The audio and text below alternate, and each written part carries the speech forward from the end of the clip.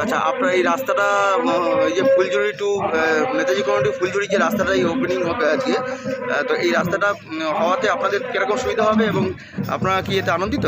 এটা আমরা খুব আনন্দিত এবং আমাদের এই রাস্তাটা হলে পরে সবার সুবিধা হবে।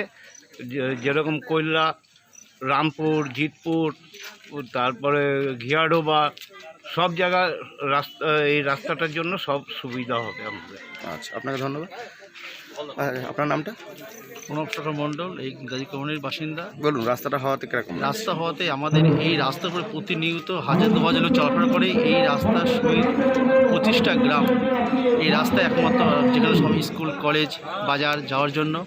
আমরা ধন্যবাদ দেবো আমাদের বিধায়ক মাননীয় বিধান মহাশয়কে, ধন্যবাদ দেবো আমাদের মাননীয়াকে, যে উনি আমাদের কষ্টের থেকে এই যে পথশ্রী প্রকল্পটি চালু করেছেন, তার নমুনা একটা। আমরা উপকৃত বিধানমন্ত্রী মহাশয়কে এবং যারা আছেন কাজী সভাপতি, যারা এই প্রশাসনে আছেন, সবাইকে আমার ধন্যবাদ। নমস্কার, আপনাকে ধন্যবাদ। আচ্ছা, আর একজন রয়েছেন আমাদের মধ্যে, নামটা বলুন। বসুদেব হালদার। হ্যাঁ বলুন, রাস্তাটা পেয়ে আপনাদের কীরকম লাগছে? হ্যাঁ, রাস্তাটা হলে আমাদের এই যে আশেপাশে 8-10টা গ্রাম, আমাদের যোগাযোগের যে একটা বিচ্ছিন্ন ছিল, রাস্তার যে পরিস্থিতি খুব খারাপ ছিল, এটা পথের সাথী মাননীয় মুখ্যমন্ত্রীর প্রচেষ্টায় এই রাস্তাটা হলে আমাদের খুবই উপকার এবং সবার যোগাযোগের সুবিধা হবে। আচ্ছা, এই রাস্তাটার কাজটা হচ্ছে জানেন তো, শুনলেন? তো আপনি কি এই এলাকাবাসী?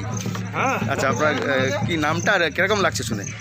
খুবই ভালো লাগছে, তো এটা অনেক দিন আগেই হওয়ার দরকার ছিল। দেখ, আপনারা আনন্দিত না? অবশ্যই সবাই উপকৃত হবে, সমস্ত মানুষ। ঠিক আছে, তাহলে আমরা এখানে আজকের এই বক্তব্য অনুষ্ঠানটা শুনে নিলাম, পাবলিক রিভিউটা। নমস্কার।